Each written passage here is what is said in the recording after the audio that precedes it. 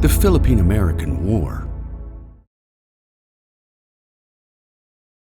After Spain ceded the Philippines to the United States, following their lopsided defeat in the Spanish-American War, fierce debates among U.S. policymakers echoed throughout Washington, D.C.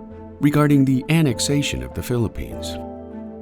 While those opposed to American imperialism cited the immorality of colonial rule, those in favor saw the Philippines as a gateway to U.S. commercial opportunities in Asia, while others believed that Filipinos were incapable of self-rule. Still others feared that if the U.S. failed to take control of the islands, other powers such as Germany or Japan would eagerly usurp control. That all ended on February 4, 1899, just 2 days before Congress ratified the Treaty of Paris that formally ended the Spanish-American War, when fighting broke out between American forces and Filipino nationalists led by Emilio Aguinaldo, who sought independence for the Philippines rather than a change of colonial rulers. The ensuing Philippine American War of 1899 to 1902 proved to be anything but the romantic, splendid little war that Americans were presented with during the Spanish-American War's expansion into Cuba. And while American politicians and journalists referred to the new conflict in the Philippines as an insurrection, Filipinos fought for their independence from yet another foreign invader.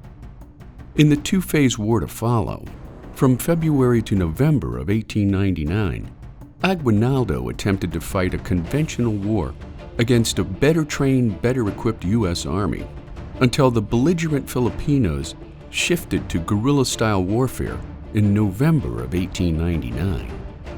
The war would continue even after Aguinaldo was captured on March 23, 1901, coming to an official end when President Teddy Roosevelt proclaimed a general amnesty on July 4, 1902. The Philippine American War proved to be costly to both sides of the conflict, witnessing U.S. forces burning villages of suspected insurgent sympathizers, at the same time torturing captured guerrilla fighters and imposing civilian retraining programs on the general public. For their part, Filipino fighters tortured captured U.S. soldiers and terrorized civilians suspected of cooperating with American interests. By the end of the 3-year war, 4,200 American soldiers and 20,000 Filipino combatants had been killed, as well as over 200,000 Filipino civilians felled by fighting, cholera and malaria outbreaks, and food shortages caused by a merciless string of agricultural disasters, making the Philippine American War a little-remembered conflict during the high-water years of American imperialism. And there you have it, the Philippine American War, today on the Daily Dose. Get your nerd on with the Daily Dose. And if you enjoyed today's episode, share the link with a friend or colleague so that they too can learn something new every day.